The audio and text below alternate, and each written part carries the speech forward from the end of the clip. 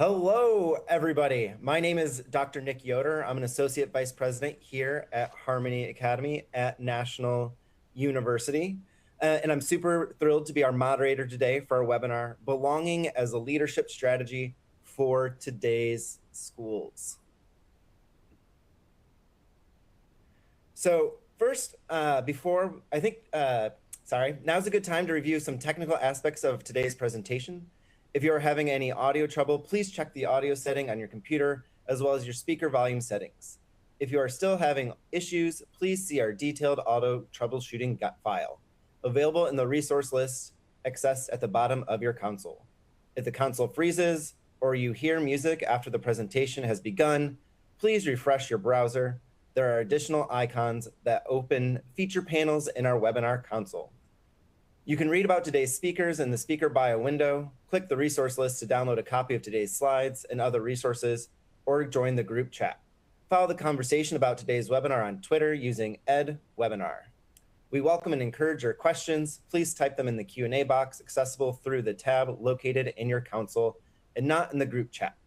A certificate of completion is available to anyone viewing the event for 53 minutes or longer. A link to the certificate will be sent in a follow-up email. Finally, an on-demand archive of today's presentation will be available online in the next 24 hours. Both the archive and a free-to-download version of the PowerPoint slides will be accessible using the same link used today. These presentations and opinions and content of our guest speakers and may not necessarily be a direct representation of Harmony.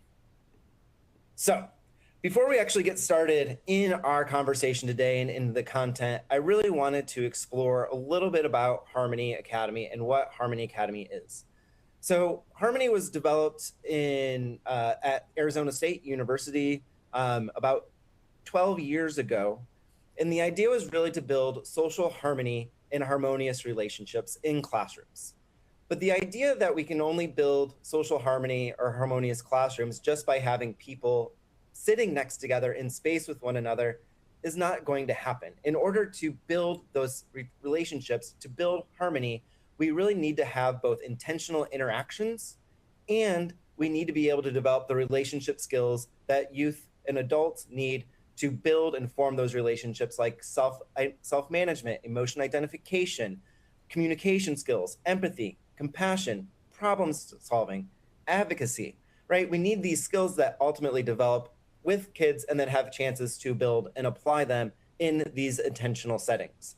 But as we've kind of grown and evolved as an organization over the last 12 years, we've recognized that it's not sufficient to only be in a school setting. We recognize that adults need to develop these competencies, these skills, and also need to have these intentional interactions with the kiddos so that way youth are really kind of showcasing and hearing and experiencing similar language, similar strategies, similar experiences across these settings, particularly as we kind of develop and form those multiple types of meaningful relationships. As such, we've built not only in-school programs, out-of-school programs, sports-based programs, and actually we've also recently launched our Harmony at Home app for families in the home.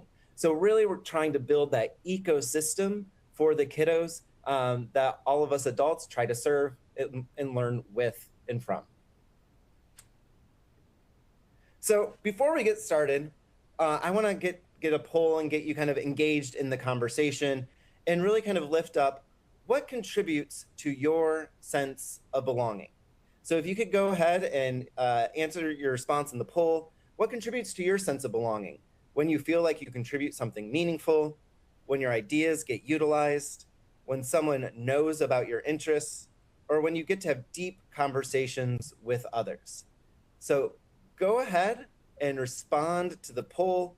What do you think contributes to your sense of belonging? Because we know the sense of belonging, and we're going to hear from some great speakers in a moment, it's really subjective, right? But it needs to be intentional, and we all kind of find a way in which we experience belonging or feel that sense of belonging ourselves, right? How do we feel valued? How do we feel that we're connected to others?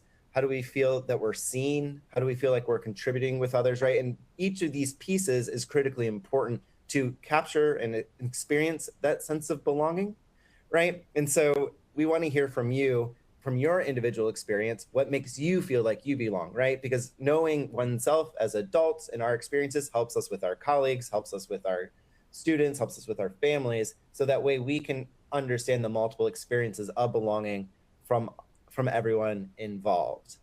All right, so I think I've given you sufficient time.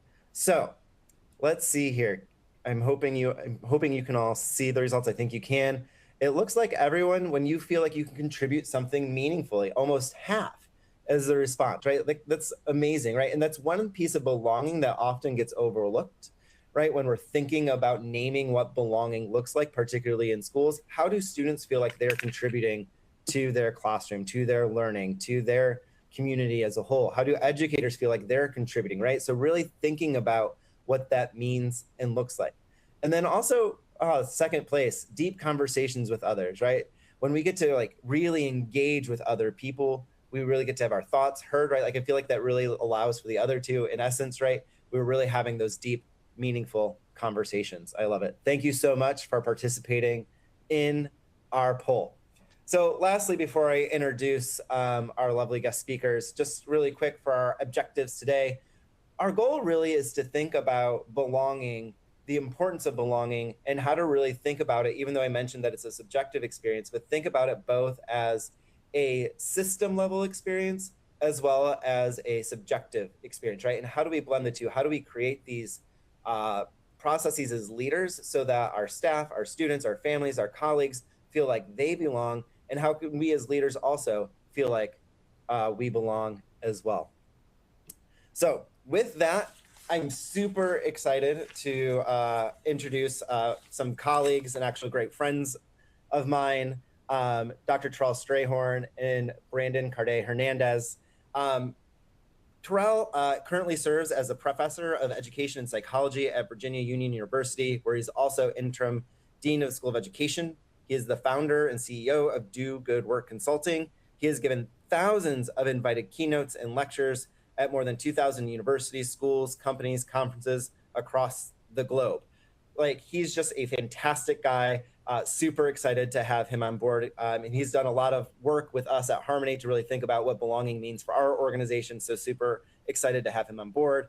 We also are joined by Brandon. He has over 20 years of experience in education, public policy. Brandon is a transformative leader dedicated to closing achievement and opportunity gaps. His career has spanned roles as teacher, school principal, policy advisor, and nonprofit executive, consistently driving positive change. In his current role as founder and CEO of Medley Learning, Brandon is leading a pioneering approach with AI tools for second language learners. So welcome, Brandon. Also just amazing guy. He's done a lot of work with Harmony of really thinking about how can we embed AI, how can we think of belonging in our tools, services, and products and resources. So we have a really great lineup for you all and super excited. So we are ready to dive in. So Dr. Strayhorn, I'm going to have you share a little bit about the research that you do on belonging and why it matters so much to school leaders. Awesome. And thank you, Nick, and to Amanda, Joe, Scott, the entire team, and certainly to our colleague, my good friend, Brandon. Looking forward to today's conversation. And most importantly, to each and every one of you, thanks for tuning in to what promises to be an exciting webinar. When we talk about belonging, we are not talking about a buzzword, a program, a button, or a poster on the wall. At its core, belonging really is a basic human need. Everyone needs to belong, wants to belong, and it's a feeling that individuals have when they feel accepted, valued, and as if they matter. In schools, belonging answers three really relevant questions every student is silently asking, whether they're in your classroom, in the hallway at the cafeteria, or out on the field for sport. And that is, one, do I matter here? Two, do people see me? Three, can I succeed here without having to give up who I am? And if the answer to these questions is yes, then students feel connected, supported, safe, secure, and they thrive. They go to class, they arrive on time, they lean in and engage in learning, sometimes even self-authored ways of learning. If the answer is no, then students disengage. They build up walls that protect them from hurt, harm, surprise, danger. That's the power of belonging, that it allows students to sort of let down their guard, to lean in, to open up and be more cognitively malleable, which allows them to seek connections more quickly, to ask questions, to take risk, and to seek help. So, in my research, what I found is that belonging is not simply about presence. A student can sit in a class every day, as you'll hear from Brandon, and still feel invisible. Belonging is a felt sense of acceptance. It's dynamic, it's context dependent. Just because I feel it in room A doesn't mean I feel it in room B. When I feel it in the cafeteria doesn't mean I'll feel it in the classroom, inside and outside the building. It's really about relationships and environment. And here's the key insight from my research, and that is belonging must be actively cultivated. It doesn't happen automatically. It doesn't just happen because students enroll in school or show up at your class. It happens because daily interactions, signals, and relationships come together and represent this constellation of experiences that affirm I matter, affirm I'm safe, secure, affirm that my contributions are valued. And that's where the data is really powerful. That students with a strong sense of belonging are twice as likely to persist. The achievement gaps are reduced between them. And that students who feel like they belong report 40% lower anxiety and depression, which also helps reduce chronic absenteeism. But here's a real moment. Belonging isn't a soft outcome, although it is about a feeling. It's a precondition for learning. You'll hear about this in the webinar today. When students feel they belong, cognitive resources are available that can be directed toward learning and thinking outside the box and imagining. And when they feel they don't belong, those same resources go towards self-monitoring, anxiety, and survival. And so you can't expect students to learn algebra when their brain is asking, do I even belong here? Am I seen? Am I making sense? Next slide. What I found that really drives belonging is this: how do you build it, right? Belonging doesn't happen automatically, but when we build it in the ways we'll talk about in today's webinar, it does produce magical results. And the research consistently points to three drivers of belonging. One, relationships. Two, peer connections. And three, these environmental cues. Let's talk for a moment about that. Faculty and staff relationships. Adults are the frontline architects of belonging. Teachers, assistants, principals, administrators, coaches. It's the warm interactions, high expectations, the consistent encouragement. These moments send a powerful message to learners, and that is that you matter. Consistency also matters. Students don't build belonging through one motivational speech or one hug in the hallway. It's built through relational consistency, repeated experiences where adults show up, glow up, listen, and support them. Belonging grows where relationships are predictable, consistent, and students can depend on them. Second, peer connections. Students also determine belonging through their peers. These are study groups, mentorship, collaborative learning. These interactions really normalize struggle, and it creates community around learning. But here's a deeper layer. When students see people like themselves thriving academically, it strengthens what I call navigational capacity. Navigational capacity means that students learn that they can move through the school, they have the support that they need, they know how to access it, where it is provided, by whom. They can interpret academic challenges not as signs that they don't belong, but academic challenges as opportunities to demonstrate their competence, their mastery, and their membership. In other words, belonging helps students learn how to succeed here. Lastly, messages and identity cues also matter. This is a third driver that I've been writing about these days, that sometimes we overlook, and that is that identity and safety cues really do boost belonging. Every environment sends messages: posters on the wall, the curriculum from which we teach, the language educators use, who's represented in our leadership and on our staff. And students constantly scan these environments asking, is someone like me here? Do people like me succeed here? When schools affirm diverse identities, perspectives, how students show up, literacies, and languages, and repeat these messages, belonging becomes embedded in the culture. Students do not just learn from schools. They learn from educators, people, peers who believe in them, and also who have high expectations of them. In a moment, we'll hear from Brandon, but what I've learned is that single moments and pep rallies do boost belonging, but they have no sustainability. The research really helps us understand that belonging doesn't require massive structural changes that are incredibly expensive and outstretch the resources of many of our districts to improve outcomes. Small interventions can work. Growth mindset messages, affirmation exercises, structured peer support, quick connections in the morning and throughout the day, institutional audits about our curriculum and where these messages are sent. Here's the key takeaway. Belonging is not a single program. It's a culture that we build through daily interactions, through our programs, our policies, our procedures, and our practices. It's every greeting, every classroom moment, every hallway conversation, every cultural or event in concert. These are all belonging moments that come together to represent a culture that boosts belonging. So let me close with this. Every single student walks into your school and mine carrying invisible questions like, do I belong here? The answer is rarely delivered through a single speech or concert. It's delivered through relationships, representation, repeated signals that say, you matter, I see you, you belong here, and we expect you to succeed.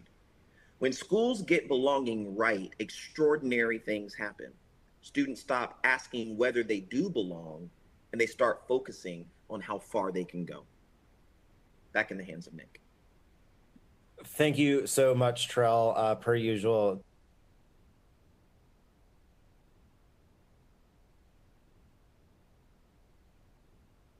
is just so critically important.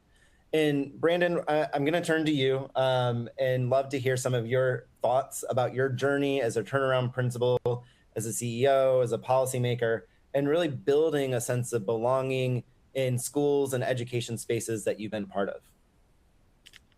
Thank you so much. And I'm going to just quickly echo Terrell and say, it's a pleasure to be here, an honor to get to work with Harmony and really do this deep thinking around belonging and how we move the needle for kids. Brandon, are you there?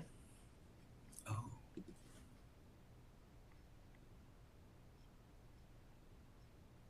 Yes, right, Brandon was speaking. Brandon fell off the webinar for a second. Now.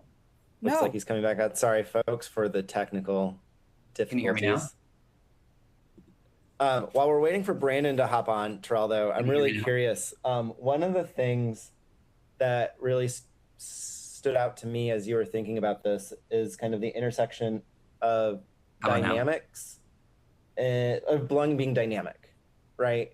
And that how it works in a context dependent way. Why is it so important for school leaders to think about kind of the dynamic aspects of belonging in kind of how they are supporting schools and the classrooms and the kiddos and even the adults that they serve? We're going to try one more time. Can you hear me? Perfect. Yes, everyone can hear Brandon. Perfect. That's good to hear. All right. So here we go. I'm sorry about that. And I'm sorry for the delay technically.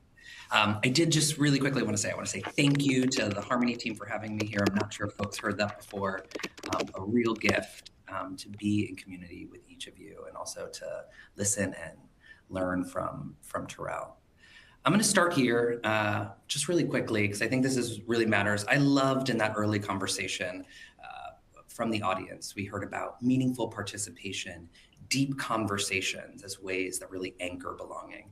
And then, of course, I'm taking away from Terrell, the affirming language differences. As Nick shared, I work deeply in the multilingual learner space, building tools for young people. That really matters as we increase belonging. And then, of course, repetition, sustainable practice, and then auditing what we're doing consistently. Belonging isn't a slogan. It's a leadership strategy. And because belonging shows up in the outcomes we're all responsible for, attendance, engagement, school climate, but most importantly, student outcomes, learning outcomes, belonging matters deeply. And A little bit about me. I led an incredible school in the South Bronx, grades 6 through 12, in one of the poorest congressional districts in the country. And when I took over that school, we were in turnaround status. The school had 4 principals in 5 years, and through an incredible team effort, we were able to move graduation from some of the lowest in the state, nearly 50%, to one of the highest in the districts, nearing 90. We doubled college readiness, transformed attendance, shifted school culture. We even transformed teacher retention. And here's what I learned. The core problem wasn't that people didn't care. There was an incredible community and love. But the problem was instability, and instability breaks trust. So the question wasn't only how do we improve instruction or improve belonging, it was how do we rebuild membership? Who feels known, who feels needed, who feels capable?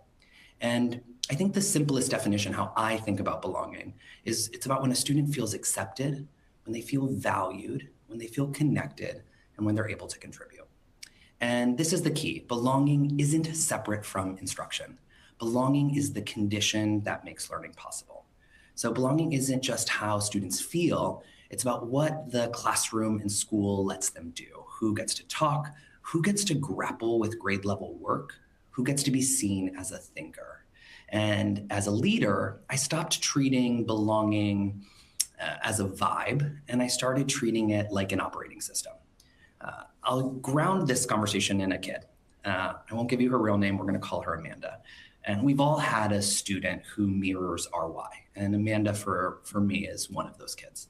She was struggling academically, late to school, big emotions, sometimes aggressive, there was fighting. And what was hard and also so human was that she was hungry for connection while rejecting it at the same time. And Amanda was also an immigrant kid, her family from Ghana. She was carrying complexity day to day that many of the adults in our building didn't fully understand. So what did belonging look like for Amanda? It wasn't a single intervention. It was a system plus relentless humanity. First, we identified one anchor adult, someone who would consistently claim her, not just manage her. Second, we triaged the basics, safety, food, emotional regulation supports, because if school feels like a daily threat, learning isn't even on the table. Third, we built identity through contribution. We found academic entry points where she could succeed, and then we created space for her voice. And here's a move I use all the time. I started asking Amanda for leadership stretches as favors, small responsibilities. Those responsibilities communicated, I trust you, and you matter here. And then we did what leaders sometimes forget. We celebrated loudly and specifically. Not good job, but you showed up, you led, you helped someone.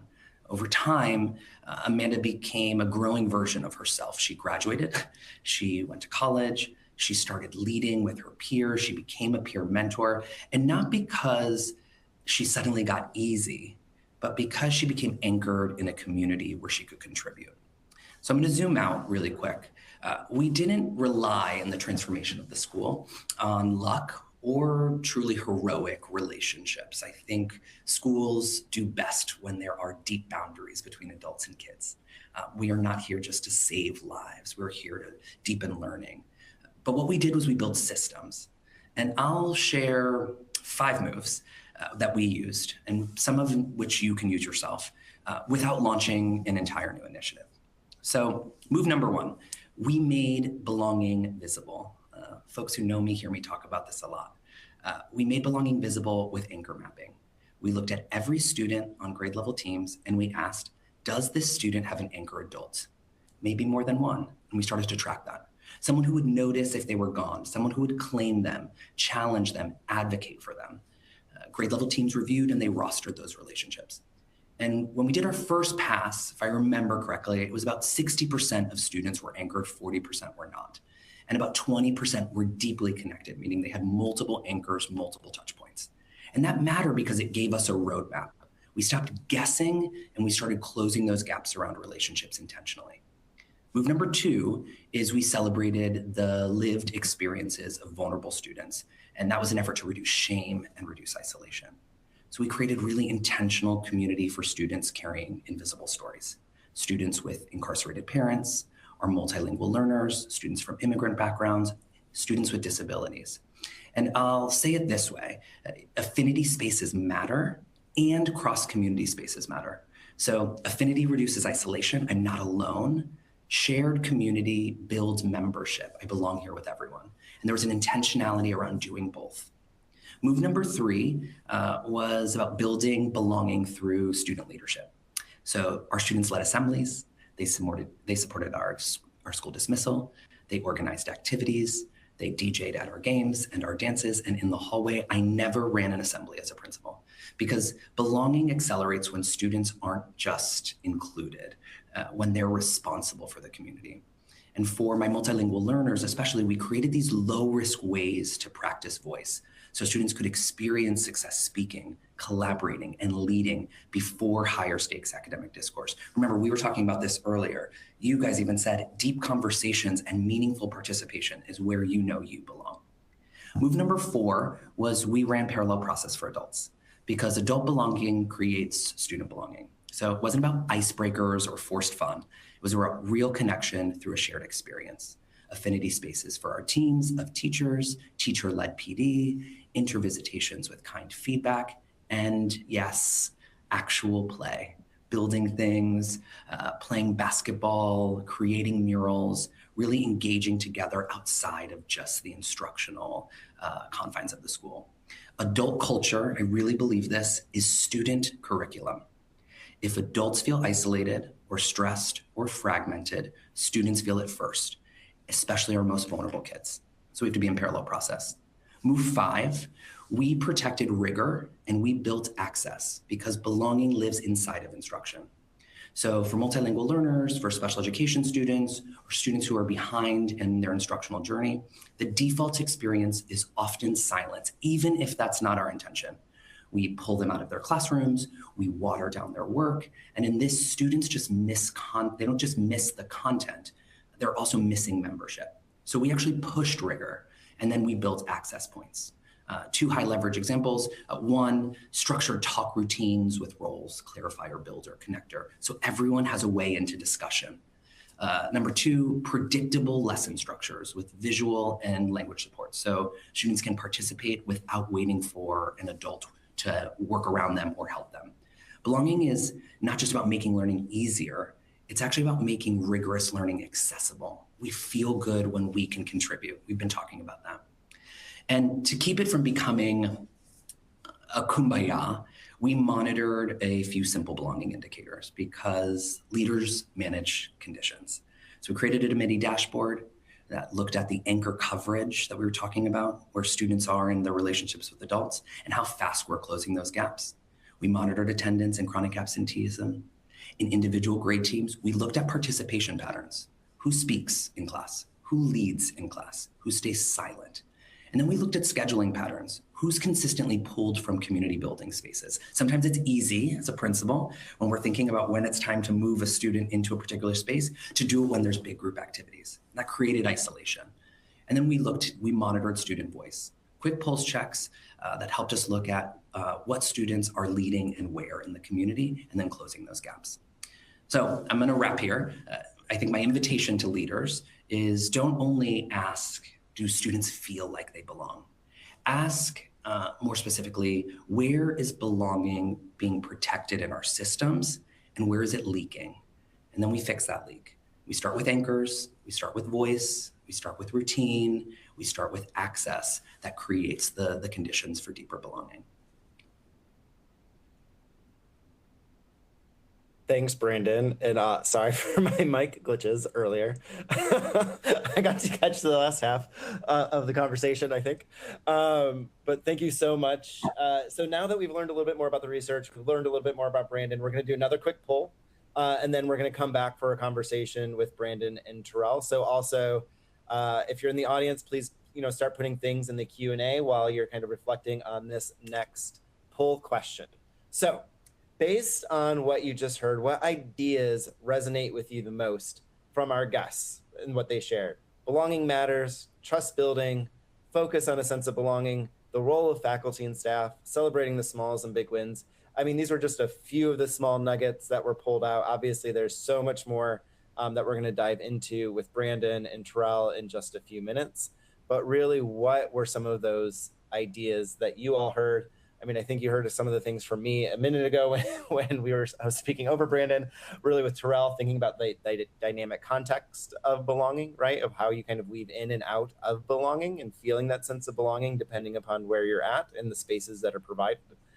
I think Brandon, I always love hearing, your moves that you talk about of making as a school turnaround principal, and really thinking about how faculty and staff are so incredibly important in belonging. I love that quote.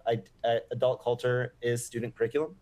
I think I'm going to steal that one. I don't know if I've heard you say that one before, but I'm definitely going to steal it. So I love that. All right. So let's go to the results. What did you all think about from the poll? What really resonated with you? Last comment I made, the role of faculty and staff in really creating that sense of belonging, right? What their role is, what that means, what that looks like. Also that just belonging matters as a whole, right? I mean, I think it's really demonstrated from both Terrell and Brandon that is foundational work that we're moving in. So I'm gonna bring Terrell and Brandon back so we can dive into a deeper discussion with our guests today. So I'm gonna start with Terrell, and I'm really curious, when you were listening to Brandon's story, what really resonates with your research on the importance of belonging and the strategies that he uses and has used in his classroom, schools, and communities? Yeah. Well, first, Brandon, thanks so much for sharing your story and your leadership journey, not just today, but in several of these webinars. And to your point, I think there's several things that you mentioned that are related to what I've learned from research about belonging. One is, belonging has to be cultivated, nurtured, and created. It requires leadership. And you kicked off your story by saying, one, that you and your team made belonging visible. You made it visible, and you took the work of thinking about how does it show up in the school environment, through the curriculum, through the signs, through the messages, the daily kinds of practices with students. That's one. I think the second thing that I heard that really resonated was you referred to the fact that you did a sort of audit of making sure that every single student has a supporter. You called them advocate, you called them coach or navigators, what I've been writing about in my research. And I think that's important, that students do need someone they can turn to who will, assess their progress, who will check in on them, to whom they can turn when they need support or have questions. We call it ego extension in psychology. It's that students want to know that someone's there who has their back, celebrates their successes, and also is frustrated by their setbacks and their troubles. I think the other point, and I'll kick it back over to you, Nick, is you mentioned that there were several sort of high leverage practices that you all used, quick connects, ways of structuring the classroom environment so that students are in community, working in learning communities and pods. And I think so many times we think about belonging as greetings and knowing students' names and offering students an opportunity to share their story, their journey, and those are all important. But there are also really academic planning and academic development or curriculum development components to belonging that have a lot to do with how we structure the school environment, how we organize the school day. I've worked with schools and districts where teachers want to connect with students. They want to get to know them. They want to have students connect and develop these peer relationships where the instructor acts more as a guide on the side. But the instructional day is so cramped and jam-packed that you don't have time for discovery, for innovation, for relational consistency. And so I heard that in your narrative, that it takes that kind of leadership from the top down and from the bottom up in order for that to happen. Nick?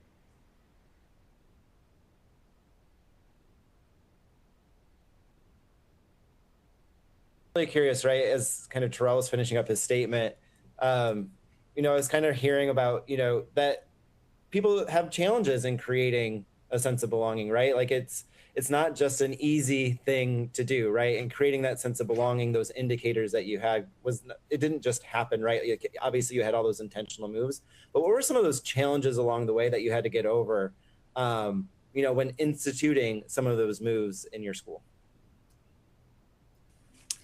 It's a great question. And I'll say two things. And one, because a question came up in the chat too that I think anchors this.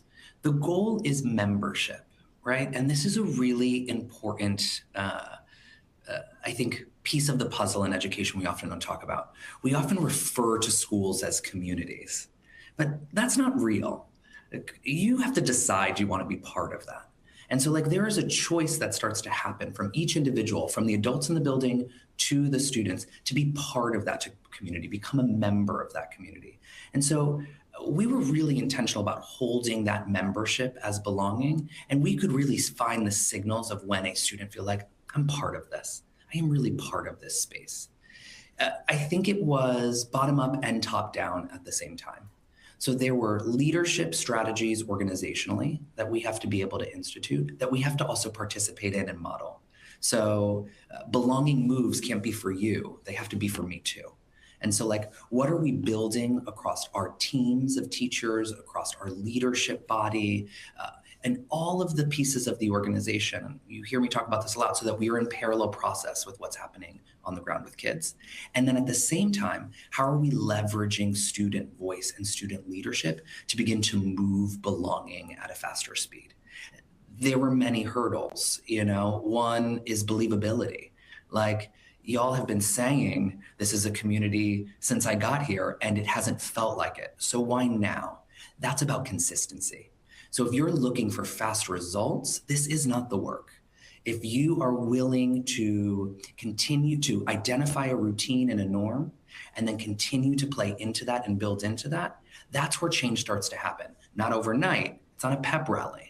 It's a shift in practice. And that is true. That's why belonging is an instructional practice. That is true instructionally as well. So when we differentiate, or when we are adding systems and routines into our instructional practice, the kids start to learn it and become part of it. It's all the same exact work here. It's just making space for it and holding ourselves accountable to doing it. And Terrell, as you were kind of talking about, as Brandon was mentioning kind of some of that intentional work, and at the end of yours, you also mentioned sometimes people don't feel like they have time, right, to create these systems, create these structures for belonging, right? That's sort of one of but obviously time can be created if we are being intentional in those small moves that both you and Brandon really talked about. So can you talk a little bit about some really concrete moves that you think could be replicable across schools in districts and systems? Yeah. And this question, a similar kind of point came up in the chat. I think one is coming to webinars like this and having professional development days and staff development days, and even, quick stand-up meetings with your instructional team and staff and leadership to affirm that belonging is part of the school's strategy towards student success, that belonging matters. And one of the points that I want to make that relates to a question I saw in the chat is, and I say this often, that students can't fully experience belonging in a place where adults haven't first decided that they belong. Belonging is not just a feeling that students sort of generate on their own. It comes from the environment, especially from adults who have, sense of, this is also in the chat, a sense of membership. They play a role as teacher, as assistant, as librarian, as principal or assistant principal. They hold power in that space. So in K-12 schools, teachers, counselors, administrators really function first as these gatekeepers or agents of membership that are constantly sending signals about who is recognized and who belongs and who matters and whose issues are being addressed and who's not. Those signals really show up in our expectations, our language, our curriculum, our disciplinary practices, and even those daily classroom interactions. So one, having these moments, practices where you sit together as a team and commit to belonging. That as educational leaders, we can affirm the belonging of our instructional staff and teachers and school personnel, and then equip them with thinking through and asking questions about how our curriculum, our language, our practices, both disciplinary and pedagogical, reflect our belief that students are members of our school, that two, we believe in their sense of belonging and their ability to succeed. And I think that's where those issues of like deficit thinking and implicit sort of beliefs become critical, because if educators unconsciously believe that certain students are less capable, less prepared, less deserving, those beliefs leak into our practices, and students can read them, they can sense them very quickly. And when that happens, schools may really talk about belonging, but students experience unbelonging. And this is what really helps them think about issues of membership. So, if you're going to start fostering membership, equipping students with the knowledge to know what does it mean to be a member of the school, what are the traditions. I mean, I've had schools that will have certain morning routines that students must become familiar with. Those can be really great for building, and I saw something about routines in the chat, for building this sense of camaraderie and connectedness and community, because people who are part of your school know that this is part of the way we start our day, the way we end our day. There are also certain experiences to celebrate the accomplishments of our students, both early in the year, mid-year. All of this can become part of tangible practices that start to build the sense of community, connectedness, membership, and ultimately belonging for students. I'm going to stop on this and say, workplace belonging also matters. So affirming that your teachers belong can help them act as belonging agents for your students. Brandon, I'm sure you have some ideas on that time question. Yeah, I think a few things. Time is tough. And, we're talking to school leaders in this conversation, and there is not enough time to do this work. And I see you and I hear you. I think we are at an interesting moment of innovation. And so I want to hold two things. There's the system structures and routines, which take zooming out and starting to build them into the practices of the school. That's from the adult system structures and routines to the expectations on the classroom level to school-wide initiatives, sort of holding space for all three. And then at the same time, we're in this moment where we can activate and use technology, and this is true across all sectors. This is why I moved into education technology, because we can create opportunities for deeper connection between adults and kids if we are using technology to drive efficiencies. And so I think there is a leader move that needs to happen as we're assessing what we're bringing into our classroom environments and into our schools. Is this going to reduce workload in service of creating connection? Is this going to still allow my teacher to know where my student is academically? Because there's a moment of connection in that. But remove a piece of the work that they were doing before. I think that's a really important thing for leaders to be thinking about right now. Not AI for AI's sake or not technology for technology's sake, but is this going to create connection and a deeper understanding between the students and adults in the building? Not just save time, but both things can be true. There's one in the chat that's not necessarily tech related, but could be tech related. It's about measurement of belonging, right? Brandon, you mentioned you had indicators of belonging, and Terrell, I know you in your research have measured belonging quite a bit. So Brandon, I'm going to ask you first of how you have measured belonging, and then Terrell, I'm going to turn it over so you can bounce right off Brandon. Listen, I'm an educator first, and so the greatest outcome, the thing that I am looking for, the reason I got into this work is, are students achieving? Are we closing achievement gaps? And do we have kids who are doing work on grade level and able to advance in their life? Those two are connected, as Terrell talked about. So like our leading indicator always is about attendance and graduation rates and student performance there.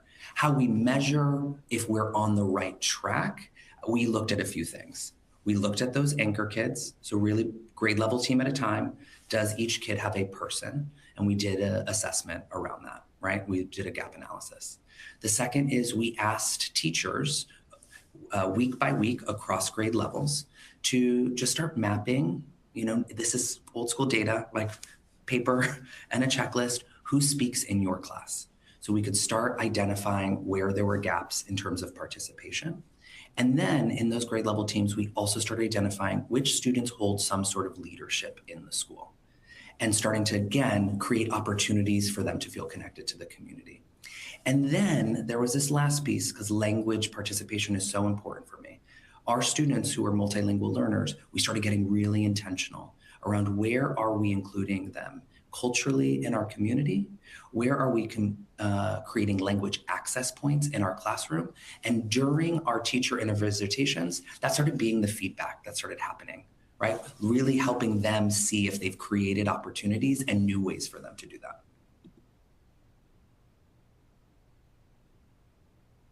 Terrell, Yeah, how about you? Yep. So I think there are lots of it. I love the way that Brandon thought about it. I mean, as an educator or as an education researcher, I mean, there are all sorts of ways that I've measured, and there are certain validated belonging scales, some of which I have worked on myself, that ask students, to measure the extent to, or rate the extent to which they feel a sense of belonging, or they feel as if they matter. They feel a sense of membership in their school, classroom, or organization. Also, asking students to rate how likely are they to stay in school, because a part of our belonging also influences our decision to be retained or to stay. Another one that I really like talking about is one that asks, if you disappeared suddenly from your classroom tomorrow, would people miss you? And this gets at that relational connective tissue that we've been talking about. And I think there are lots of ways to leverage those in new and different directions around scales and survey scales. But as Brandon mentioned, and even in my own work, I've looked at attendance patterns, because when students feel they belong, they're more likely to show up consistently. So chronic absenteeism, frequent tardiness, or even consistent attendance can also be a signal about belonging or unbelonging. The other is, I have a book coming out later this month on belonging and engagement, and that shows that students who feel a sense of belonging are also more engaged in clubs, athletics, leadership roles. And so looking at engagement and participation data can also be a good way of measuring belonging, but also identifying clusters of students who are engaged, likely feeling that sense of belonging, and those who are more disengaged. And then lastly, really looking at our discipline and referral patterns, analyzing referrals and suspensions and other behavioral removals at the student level, disaggregated to the extent we can by groups, can also help us indicate whether some students feel more welcome, recognized, supportive, or being mischaracterized or represented in some creative and new, important ways. Stop there. No, those are really helpful. I think we might have time for like 2 more questions before we have to close out the conversation and move on to the next piece. The one that I see in the chat that I think is really interesting is, we've talked a lot about like making students feel like they are contributing members, right? And how important that is to feel like they included and that they're belonging and that they belong. What are some strategies that, educators, that leaders can use to enhance the culture and environment to ensure that there's opportunities that they can contribute and belong?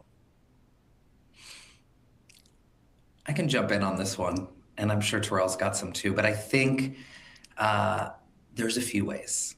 It is about actually believing it matters, and that is the starting point.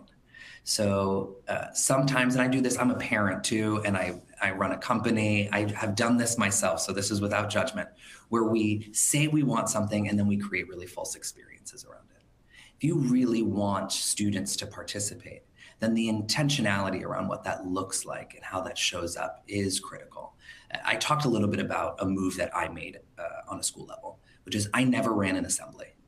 I really wanted my students to lead the community spaces. I wanted them not to be centered on adults, but I wanted to be centered on kids.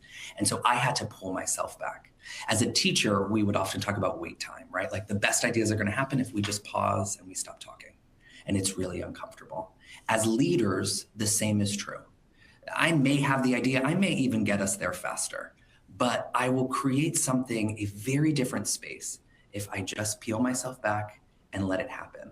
And I remember when we started allowing students after assemblies to run the dismissal process. So like, the moment every educator feels this in an assembly where you start trying to dismiss rows or grades or classrooms.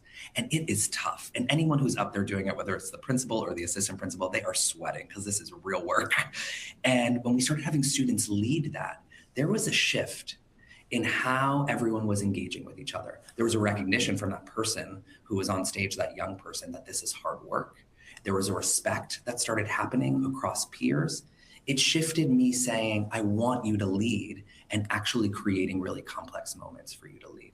And then the last thing I'll say here, and I was talking about this with the student I spoke about earlier, Amanda, is there are leadership stretches that we give to kids.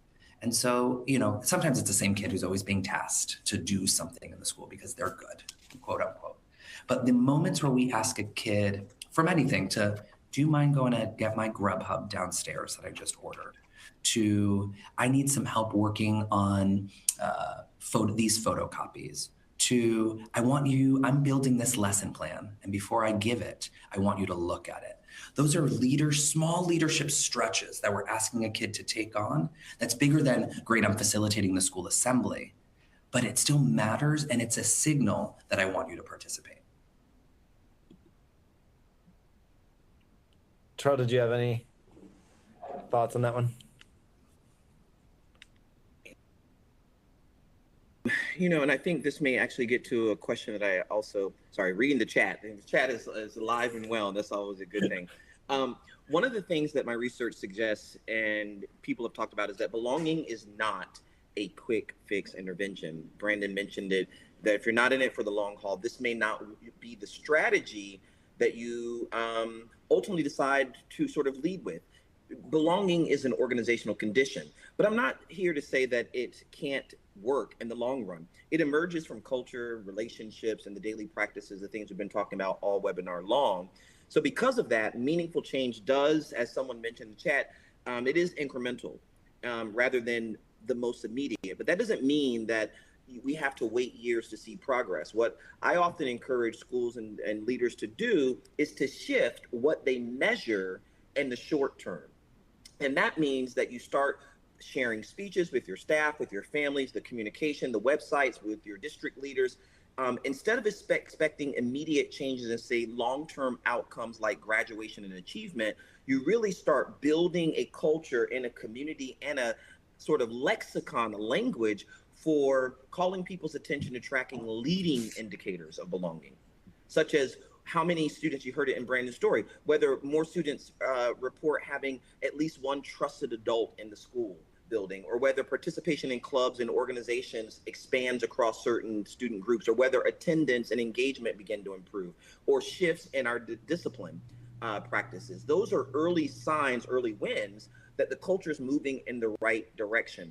And then you just help people understand that belonging spreads through these everyday interactions. It shows up in how adults greet students, the expectations that we communicate. And when those signals become consistent across the school, students internalize that they're legitimate members of the community. So then you start to feel pressure to share, the opportunity to share those quick results. So I often say focus on consistent practices, early indicators, be transparent that the culture does take time, but there are some, I don't know if they're small wins, because some of these things I've talked about are really big wins, but that you can have wins in the short term as we make our way to those long-term effects.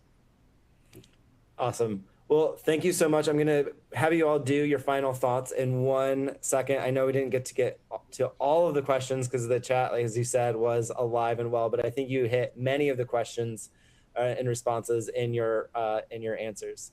So I just want to end our conversation today, at least from the Harmony side, to really think about how we can support you, right? We know, and you've heard it, and you've experienced it, of all the challenges, right? Student and staff stress, burnout, ESSER funds, no longer available, declining budgets, declining engagement, well-being and skill development challenges, like staff turnover. There's all of these things that we are experiencing. And one of the really great things that we're offering here at Harmony is experts like Terrell and Brandon to come work with district leaders, right? And we really want to be able to have an opportunity to build a system and think about the system level supports, as I heard a couple of times, both from a top down and bottom up approach that really needs to happen. And how can we kind of leverage tools, resources from Harmony, build sustainable partnerships in our work, really think about how to use the funding in a very smart and wise way, because as you heard from many of them, a lot of these things don't cost much, right, to create these systems, right? It takes intentional time, effort, and energy, but in terms of financial resources, it's not a high cost. And so we're super excited to offer this, what we're calling our Belonging Together strands, right? Where we're really having leaders like Brandon, Terrell, and a number of others who are engaged in this work from multiple different angles, from a leadership perspective, from a culture perspective, from a multilingual learner perspective, from a literacy perspective. How are we using all of these really great resources to support belonging, and really having a series of belonging sessions with these leaders to really create that district-wide support structure?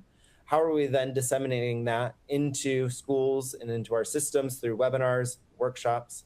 How are we creating certificates so that way we can showcase how we're using that learning, and then use some of our classroom, school resources, our home resources to build that up from the bottom up, right? So really thinking about those dual level approaches, and we're super excited to offer that from you all to you all. Scan the QR code if you want to learn more about it, and we're more than happy to share more information.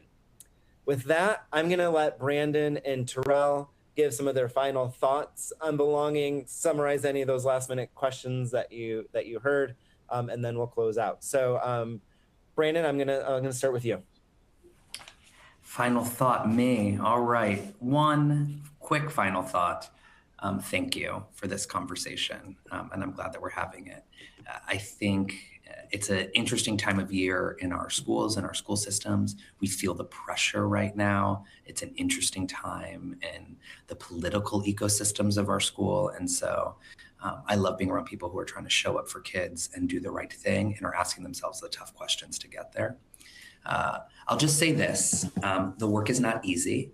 If at any point you're leaving here thinking Terrell, and I'm going to speak for Terrell or Brandon, think this is easy work, you took away the wrong idea. This is really hard work. It is hard work. It is tough to get buy-in from every educator in this work. It is tough to get buy-in from every kid, because we come into these spaces with a lot of lived experience and a lot of history around belonging that supersedes what that school and that place is. And so it's a long game. You may even have a young person here like, I know I didn't fully get them to connect here, but because of the work that you did here, it will contribute to their ability to find connection somewhere else as well. So I'm just holding that it always matters. And I'm going to say a few things that I saw in the chat that I just want to address. Belief systems are key in this work. So yes, this is about moving adult mindsets as well as kid mindsets, and that there has to be time spent on that.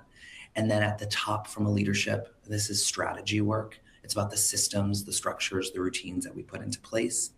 It's okay if buy-in is slow. I believe in you to run the course and do the hard work. No quick fixes in this work. Use technology to build relationships. And they should be able to increase the connection that happens and the amount of information we know about students and their progress in learning. And then celebrate the wins. It is really easy to stay focused on what's not happening.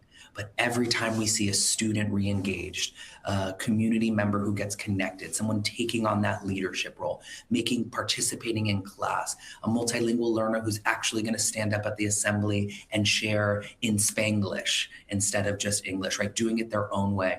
When we create these real moments of celebration around what's happening in our school, that's also how we increase buy-in from our teachers and our staff, right? Because they start to see the momentum outside of their day-to-day grind. So final thoughts and thank you. Brandon, Terrell. Awesome. Well, I want to close where we began, and that is to again say thank you, Nick, for moderating today's panel, to Amanda and Joe in the background, to National University's Harmony Academy and Scott, to Ed Week, to all of you for coming out. Thanks for the opportunity. I think as we wrap up, I want to leave you with one simple and powerful idea, that is belonging is not a single program that we implement. It's the conditions that we create in our schools. Every student technically has a membership, as we've talked about. They're all enrolled. They have a seat in the classroom. Their name is on a roster. But belonging really takes it one step further. Belonging is when students feel celebrated, recognized, safe, secure, valued, and needed by the community around them. And the research is clear that when students experience belonging, we see higher engagement, stronger persistence, better academic outcomes, and improved well-being, and a whole list of other positive outcomes. But perhaps most importantly, belonging changes how students see themselves. They stop asking questions of like, do I fit here, and start believing I matter. I got good ideas and I'm making a contribution. The good news for educators is that belonging is not built through grand, expensive initiatives alone. It's built through small, consistent signals that set expectations, that nurture relationships, and provide opportunities for students to know that they are being cared about. So the challenge I leave you with is this: if belonging is the goal, then we start asking ourselves every day, what signals are my students receiving from us that they truly matter and they belong here? When this message is consistently communicated through our policies, our practices, our relationships, as Brandon mentioned, it was in the chat, our values, our technology, our accommodations, our food choices in the cafeteria, our supplemental instruction. So you can touch every aspect of the school. When that message that they belong and they matter is communicated consistently there, belonging stops being an aspiration or something we talk about. It becomes part of the culture. And when it becomes part of the culture, students do not just attend school, they achieve in them. Thank you. Well, I'm going to say thank you from the entire audience. Just really appreciate your stories, really appreciate your time. Audience members, thank you for the thoughtful questions. And as we heard, belonging is a journey, and Harmony Academy is happy to be here on that journey with you, along with Terrell and Brandon. So thank you again so much for everyone for joining. Thank you again, Brandon and Terrell, for your expertise and your guidance. We really appreciate you all, and talk to you all soon. Have a great Thursday.